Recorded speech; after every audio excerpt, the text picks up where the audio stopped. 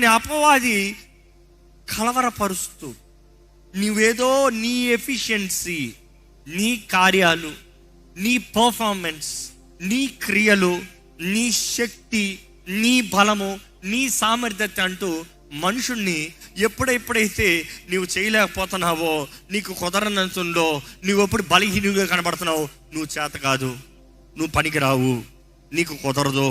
So every day you're trying so hard. దేవుడు కోరేది ఒకటేనండి, విశ్వాసం ద్వారా బ్రతకాలండి. విశ్వాసం ద్వారా నమ్మి, యేసుని నమ్మి జీవించాలని.